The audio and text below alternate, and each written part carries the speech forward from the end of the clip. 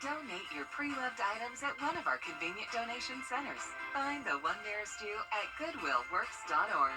Goodwill, where your things start new lives.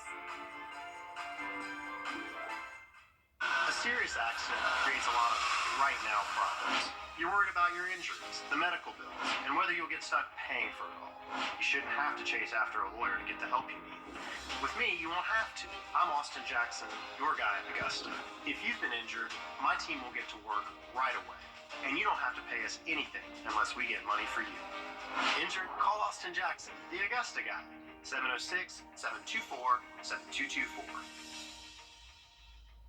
I'm Mike Costello of the Mike Costello Law Firm. During my childhood, I heard this every morning. You're in charge of your attitude and your effort, and we try to instill that with our team every day. So when we take on an injury case, these people are hurt, they're terrified, they're afraid. We just come in and take over. We're going to handle the insurance company, we're going to fight for you, and we're going to take it to the end. So if you've been injured, call or text me. Let's have a conversation.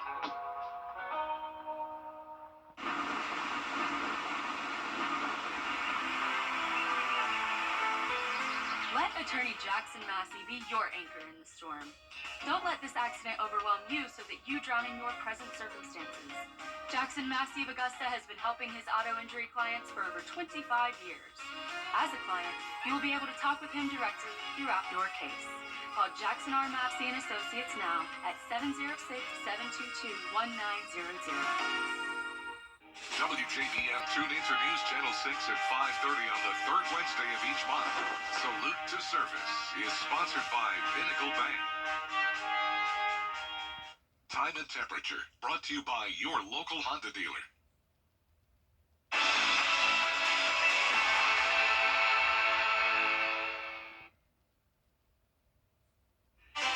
Lots of sunshine, but a rather crisp and cool day today. But rain is headed to our forecast. The sunshine's going to go away for a while. Full look at your Viper 6 forecast is straight ahead. Right now on News Channel 6 at 4, a new car wash is heading to Columbia County. Or is it? Why county leaders are taking another look at the approved rezoning. Plus, Augusta's mayor delivers his first State of the City address. We'll let you know what's on his list of priorities. Plus, the United States started the new year with its smallest military in more than 80 years. Your news at 4 starts now. Live from Television Park, this is WJBF News Channel 6 at 4. Good afternoon, everyone. I'm Jenny Montgomery. Thank you so much for joining us. Coverage you can count on begins with the future of Holiday Sunday alcohol sales in Augusta. Currently, city leaders choose one Sunday a year to allow bars that don't serve food to be open. Today, commissioners will decide between the 3 holidays that fall on a Sunday this year. Commissioner Sean Frantum is proposing this year's special Sunday be Cinco de Mayo. Now, city leaders are voting to hold off until next week to allow more bar owners to weigh in on which Sunday they want to be open. Mayor Garnett Johnson giving his first State of the City address to the community today. He highlighted the progress the city made throughout 2023, including an investment for more transit options for people in the community and the renaming of Fort Eisenhower. The mayor also discussed how tourism is booming in our area and the city being named one of 5 workforce hubs in the country by the Biden administration. He says it's all part of his plan for growth, action, and results. It means a continuation of what we've done, growing our population. Most importantly, growing our optimism of calling ourselves Augustans. That's most important. Growing our anticipation of getting things done. Action to the taxpayer, especially accountability to our tax dollars and create efficiencies. The mayor says the biggest goals this year are to create more affordable housing in the community and continue their partnership with the Biden administration. The newly elected mayor of Rennes is making history. Mayor-elect David Hanna took the oath of office at the Family Y in Rennes today. Hanna was elected back in November after beating former mayor Johnny Rabin. He's the first black mayor of the city of Rennes. He served on city council for 4 years and is a 35-year veteran of the police department. Hanna was also the first black chief of police in Jefferson County. Turning now to the forecast, here's Chief Meteorologist Tim Miller. Jenny, let's take a look at increasing for us for tomorrow. Details and all that in just a bit, Jenny. All right, Tim, we appreciate it. Thank you. We continue now with some new developments on the agenda for the Columbia County Board of Commissioners meeting tonight. Hannah Latier joins us live from Evans with the details. Hannah? Jenny, we've covered how new businesses are coming to Ferry's Ferry Road, and just yesterday we told you about a car wash coming to Roundtree Way, both of which are being discussed tonight. Developers are seeking a plan revision approval for a pickleball court, hardware store, and greenhouse to come to the old Final Cut store on Ferry's Ferry Road. They're wanting to divide the current warehouse into 2 units to fit the new additions. And a commissioner has requested a reconsideration for the recently approved residential to commercial rezoning for a car wash on Roundtree Way off of Riverwatch Parkway. At the last meeting, there was an error in the motion stating that it would be rezoned as CC instead of C2. This isn't a reconsideration for the overall project, much to the dismay of people who live there. I'm just beside myself, like I didn't even know we were revisiting or this would even come about, that it would actually be happening. And another big worry is what's going to happen to our property value with commercial property directly across the street, and then our selling power. The meeting starts at 6 o'clock at the Evans Government Center Auditorium. We'll have the full story on News Channel 6 at 10 and 11. For now, live in Evans, Hannah Latier, WJBF News Channel 6. All right, Hannah, thank you so much for that report. The Richmond County Sheriff's Office and Coroner's Office are investigating a deadly New Year's crash. Joseph Wiggins is charged with homicide by vehicle. Investigators say last night he was driving under the influence when he wrecked his vehicle on I-520 at mile marker 10. 3-year-old Robert Brown was a passenger in that car. The toddler died at the scene. An autopsy will be performed. The Richmond County Sheriff's Office is also investigating just what caused 2 fights at a popular Augusta skating rink. They both happened Saturday night at Skateland on Windsor Spring Road. Deputies say a fight broke out between a group of kids, and then a second one started while they were trying to break up the first one. No arrests have been made. We'll have more on this developing story tonight on News Channel 6 at 10 and 11. An Aiken County man is behind bars charged with exploiting a minor. 46-year-old Jarrett Brown is accused of possessing files of child sexual abuse material. He was arrested after investigators received a tip from the cyber tip line. If found guilty, he could be sentenced up to 10 years on each of the 5 counts. A community-wide spirituality and emotional wellness training is being sponsored by a local church. Greater Young Zion Baptist Church is partnering with faith-based initiatives and the Georgia Department of Behavioral Health and Developmental Disabilities. They're offering a 3-day training to teach people how to recognize symptoms of mental health. The goal is to develop an emotional wellness ministry at multiple churches throughout the city of Augusta to help more people get the help they need. Mental health is very, very real. And more prevalent in our society today. With dementia, Alzheimer's, we have people who not only have those issues, but we have people who are caring for people who have those issues.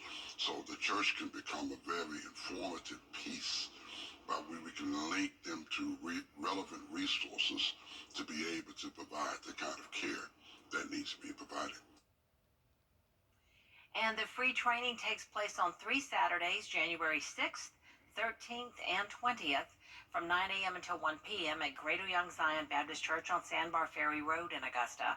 We have more information, including how you can register, on our website, WJBF.com. Today, President Biden signed the Fort Eisenhower Child Development Center Expansion Act into law. The bill, sponsored by Senator Raphael Warnock and Senator John Ossoff, will build a new $21 million child development center on Fort Eisenhower. The goal is to provide more space, up-to-date classrooms, and access to early childhood education for military children. The bill signing extends the project completion date another year. The Army, Navy, and Air Force. Coming up, getting concussions can be scary at any age, especially if you're a teenager. The unique research underway in Central Illinois. After the break.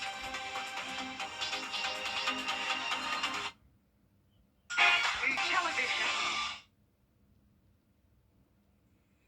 Flovent inhaler thousands of asthma patients rely on is no longer available.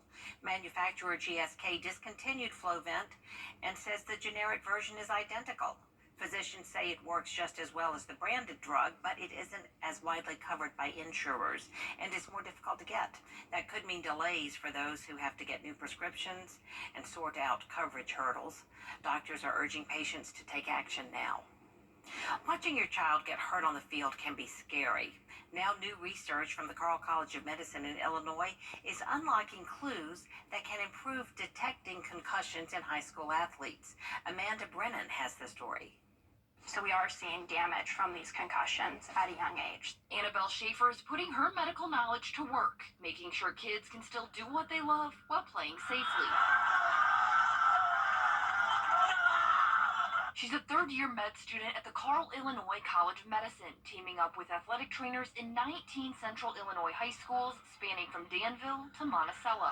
What we did was we looked at their baseline assessments on a form called SCAP-5, which is the Sport Concussion Assessment Tool.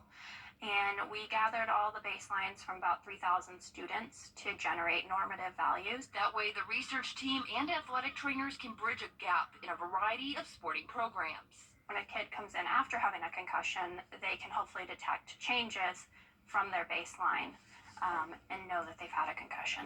This type of study is unique. So we've seen a lot of concussion research at the pro level and at the collegiate level, but we don't really see a lot at the high school level. So that's what's interesting. So far, the research is uncovering big differences between athletes based on their age, gender, and other conditions. Overall, we see that girls are performing better on balance assessments and also the cognitive and concentration scores compared to their male counterparts. And one thing we also see is that female athletes are showing a lot more signs and symptoms and of greater severity compared to their male athlete. At the end of the day, she hopes this changes the landscape for kids while playing sports and staying active.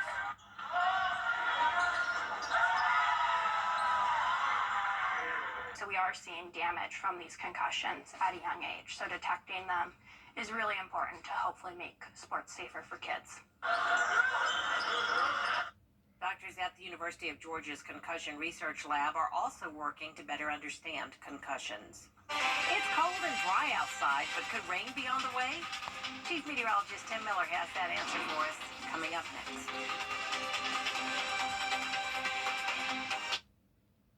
I'm Attorney Jim. All right, Tim, thank you so much. Coming up for the love of trains, the massive display one South Carolina man created by hand. You've got to see it. If you've been hurt in a car wreck, what are you waiting for? Call George Sink Injury Lawyers at all nines now. The sooner you call, the sooner they can help. George Sink Injury Lawyers has the experience to help you get your money fast. If you've been hurt in a car wreck, call all nines. Hey, Georgia.